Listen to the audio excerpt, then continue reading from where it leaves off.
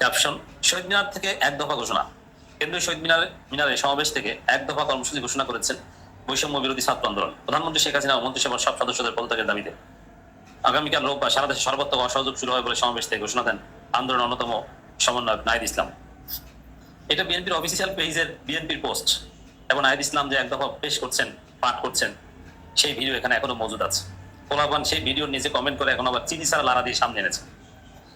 আর এদের ডকুমেন্টারিতে নাহিদ ইসলাম থাকে না, লং মার্চের ঘোষক আসিফ মাহমুদ থাকে না, থাকে তারেক রহমান। এতে যে বিষয়টা হয়েছে, আমাদের দুষ্ট তরুণ প্রজন্ম নাহিদ ইসলামের ছবির জায়গায় এআই দিয়ে এডিট করে তারেক রহমানের ছবি বসিয়ে দিয়েছে যে এক দফার ঘোষক তারেক রহমান। বিএনপি নিজেরা অতি ক্রেডিট বাজি করতে যে এভাবে তারেক রহমানকে অপমানিত করলো। বিএনপির নিজেদের পেজ নিজেদের বিরুদ্ধে সাক্ষ্য দিল। দর্শক, এতে যেটা হয়েছে, প্রতিবাদের মুখে মুক্তিযুদ্ধ মন্ত্রীকে ক্ষমা চাইতে হয়েছে, কিন্তু তরুণ প্রজন্ম ক্ষমা করেনি। তারা বলেছে এটা উদ্দেশ্যমূলক, এটা ভুলে হয়ে গেছে তা না। আচ্ছা, এই এত একটা স্পর্শকতা ডকুমেন্টারি ইতিহাস বিনির্মাণের একটা ঘটনা ঘটবে, এটা আগে মুক্তিযুদ্ধ মন্ত্রী জানবেন না? এখন কেন ক্ষমা চাইতে হবে? আগে তিনি কি করেছেন? আগে তিনি দেখেন নাই? না ভেবেছিলেন যে কেউ কিছু বলবেন, আমরা পার পেয়ে যাবো, তারেক রহমানকে মাস্টার মাইন্ড এক দফার ঘোষক বানিয়ে পার পেয়ে যাবো? না, পার পেলেন না। দুঃখ প্রকাশ করে কিন্তু লাভ হলো না, এনসিপি ঠিকই ওয়ার্কআউট করেছে। এরপরে দেখেন যে লজ্জাজনক ইতিহাস সৃষ্টি করলো বিএনপি।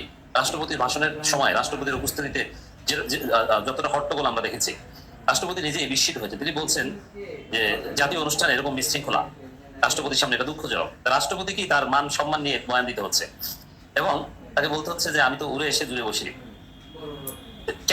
কে বা কারা এই দুঃখজনক পরিস্থিতি তৈরি করেছে? বিএনপি। এবং আরো বেশি লজ্জার, এখানে রাশেদ খান, বিএনপি কর্মী, প্রধানমন্ত্রীর বিশেষ সহকারী, রাজনৈতিক সহকারী, তিনি বক্তৃতা দেওয়াকালীন সময়ে সবাই ভুয়া ভুয়া স্লোগান দিয়েছে। রাষ্ট্রপতি যে অনুষ্ঠানে আছেন সেখানে বিএনপির একজন কর্মী বক্তৃতা দিচ্ছেন, সচিব মর্যাদার, আর সবাই ভুয়া ভুয়া স্লোগান দিচ্ছে। আত্মহত্যা করা উচিত। যে কি অনুষ্ঠান করে, এবং সেটা সহ্য করতে হয়েছে, এবং ভুয়া ভুয়া স্লোগান সম্পূর্ণ যৌক্তিক।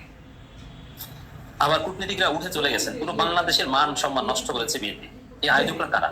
এর আগে দেখেন প্রধান উপদেষ্টা সকালের দিকে, প্রধান উপদেষ্টা সাবেক প্রফেসর ইউনূস অনুষ্ঠানে আছেন, অথচ তার জন্য কোনো চেয়ার রাখা হয়নি, তিনি দর্শক সারিতে বসে আছেন পেছনের দিকে, মানে তার সামনে বিএনপি আর অনেকে আছে। এরপরে প্রধানমন্ত্রী তারেক রহমান তাকে ডেকে সামনে বসিয়েছে। তা আগে কেন প্রফেসর ইউনূসের জন্য সামনের সারিতে প্রধানমন্ত্রীর পাশে চেয়ারের ব্যবস্থা করা হলো না? এর মানে বিএনপিতে যারা আছে, ইভেন্ট ম্যানেজমেন্ট থেকে শুরু করে তারেক রহমানের আশেপাশে, এরা কারা? এরা কি আসলে তারেক রহমানকে বাঁচাতে পারবে? না পদে পদে বাংলাদেশকে, তারেক রহমানকে, রাষ্ট্রপতিকে এভাবে অপমানিত করবে, অপমান এবং লাঞ্ছনার কারণ হয়ে দাঁড়াবে? এটা বিএনপিকে ভাবতে হবে, তারেক রহমানকে ভাবতে হবে যে আসলে তারেক রহমানের আশেপাশে যারা আছে তারা তারেক রহমানের জন্য সেফ না, নিরাপদ না। তো দর্শক, এর মধ্যে দেখেন আর এক নব্য মন্ত্রী গজিয়েছে, ইশরাক। এই ইশরাক ছেলেটা কিছুদিন আগে আর এক অদ্ভুত কাণ্ড ঘটিয়েছিলেন। 3 বাহিনীর প্রধানের সাথে মিলে সেলফ দিয়েছিলেন। অনেকে বলেন তিনি কোন বাহিনীর প্রধান? চাঁদাবাজ বাহিনীর প্রধান।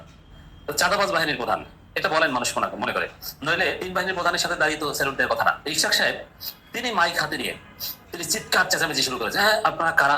আপনারা এখানে ডকুমেন্টারি জাহির করতে এসেছেন, নিজেদেরকে জাহির করতে এসেছেন।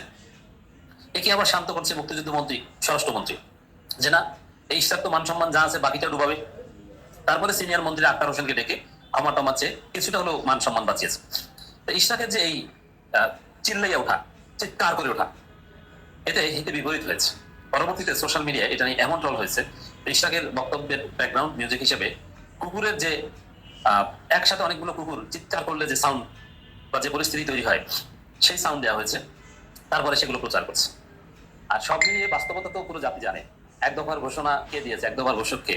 এটা তো এস্টাবলিশ, এটা তো বিএনপি সার্টিফাইড। আমি শোনালাম প্রথমে, বিএনপি বলছে যে নাহিদ ইসলাম, এবং এটা রাজপথের ইতিহাস। এটা নতুন ভাবে ডকুমেন্টারিতে, ওরকম শত ডকুমেন্টারি তৈরি করেও কোনো লাভ নাই। ওইসব ডকুমেন্টারি তৈরি করে তাদেরকে সরি বলতে হয়। এদিকে ক্রেডিট নিয়ে এই ঘটনা, এই কাণ্ড, জামাতের লোকজন কিন্তু এখানে এনসিপির পক্ষে দাঁড়িয়েছে। কারণ এখানে নাহিদ ইসলাম এবং আসিফ মাহমুদের প্রশ্ন, জামাতের প্রশ্ন না। কিন্তু জামাতকে যখন ডিমিট করা হয় তখন কিন্তু এনসিপি এভাবে জামাতের পক্ষে দাঁড়ায় না। কিন্তু শিবিরের কেন্দ্রীয় সভাপতি থেকে শুরু করে সবাই এই এক দফা প্রশ্নে নাহিদ ইসলামের পক্ষে দাঁড়িয়েছে এবং বিএনপির বিরুদ্ধে সবাই বলেছে।